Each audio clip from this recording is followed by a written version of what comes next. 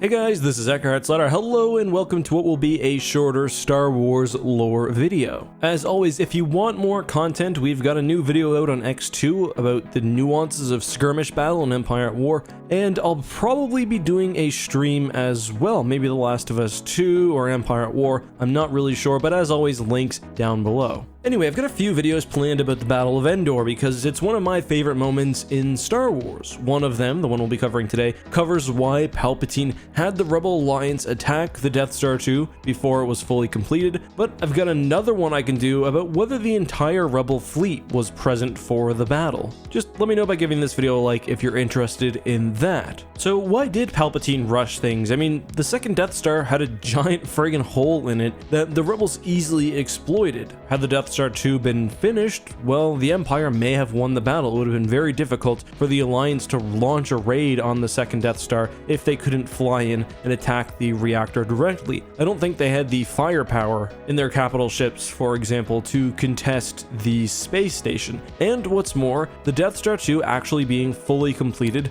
would have made Palpatine's post-Endor plans run just a little bit more successfully. We know, for example, that Palpatine, after destroying the Rebel fleet, wanted to go to planets like Chandrila and Mon Calamari and destroy those next. Had he won at Endor, that process would have been held up as the final Death Star finished construction. So how do we explain it? Well, first let's go to the essential guide to warfare, and we have to really understand the ebb and flow of the galactic civil war. The Alliance really had a series of high-profile successes, including, of course, most notably, the Battle of Yavin. They stole the Death Star plans, Rebel starfighters were finding a lot of success against Imperial targets using hit-and-run attacks, the Rebel fleet managed to stay pretty mobile, and defectors were leaving the Empire all the time to join an ever-strengthening alliance. However, as the Essential Guide to Warfare explains, the Rebel success would really be tempered fairly significantly after the Battle of Yavin. First of all, there was the disaster at Deep Space Besh, which saw a very large Rebel fleet, including their flagship at the time,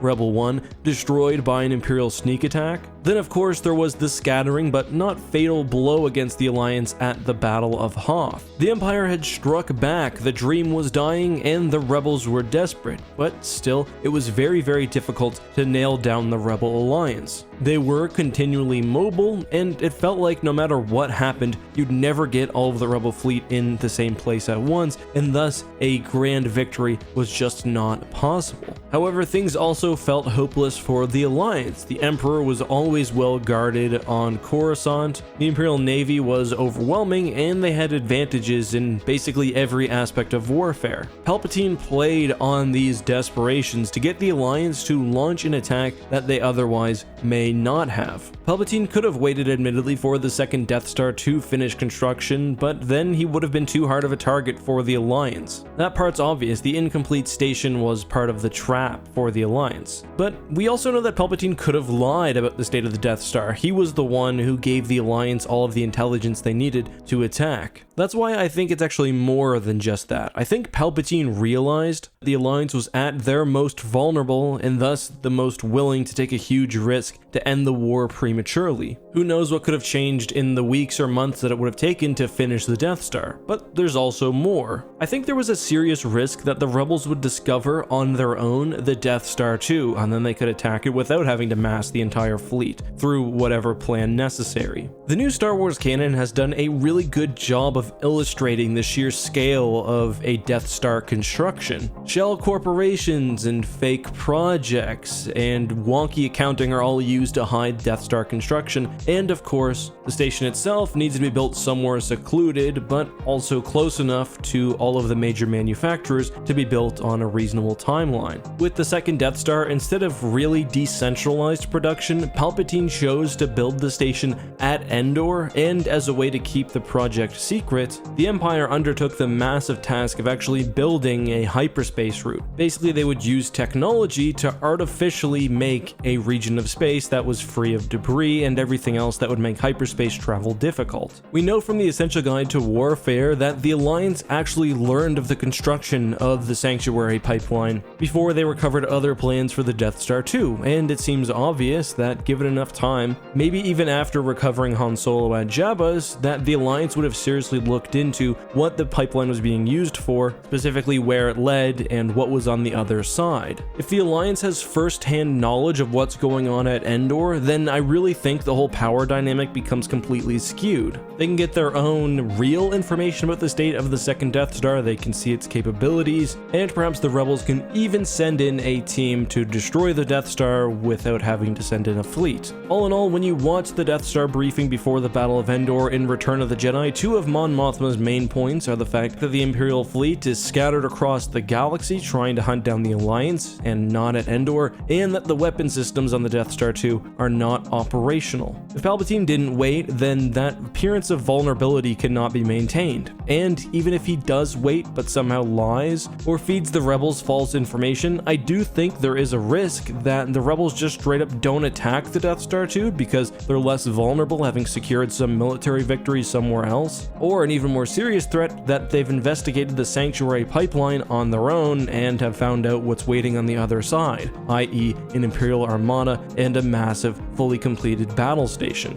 Today's question of the day comes from Kaya, who asks, do you think the B-Wing would be a better or more interesting choice than the Y-Wing in Star Wars Squadrons? Well, I certainly think the B-Wing would be a more interesting choice. There's nothing really like it in Star Wars, at least none of the mainline fighters. It rotates around the cockpit, in my opinion it's kind of a death trap, and it's completely armed to the teeth. I think the real problem is that the Empire doesn't really have a counter to the B-Wing, and just generally the Y-Wing is a much more flyable and balanced starfighter. I do think it would be awesome if there was sort of an asymmetrical game mode, where the Rebels only had to attack and maybe the best player after the first 5 minutes gets to lead in a B-Wing squadron, or just gets to pilot a B-Wing while the rest of his team has to protect him. I said there's no Imperial equivalent to the B-Wing, and there obviously is if you look at some heavy fighters like the TIE Punisher, but those are very sort of non-mainstream, and even the TIE Defender, which a lot of people I think interestingly hold up as a counter, has a completely different role. Now again, I actually like asymmetrical games where one side is better at something than the other, and we're getting that a bit with how the Alliance differs from the Empire with things like TIEs not having shields, but I think the Empire having the TIE Defender and the Rebels using the B-Wing might just be a little too different and a little too unbalanced for one of the two sides. That however is just my opinion. Let me know what you think on that down below. If you'd ever like me to answer a question at the end of a video, comment your question with the hashtag AskEck, like this video, and don't forget to subscribe with notifications on, so if I do get your question, that you are actually there to hear it. Until next time though guys, have a good one, and may the Force be with you.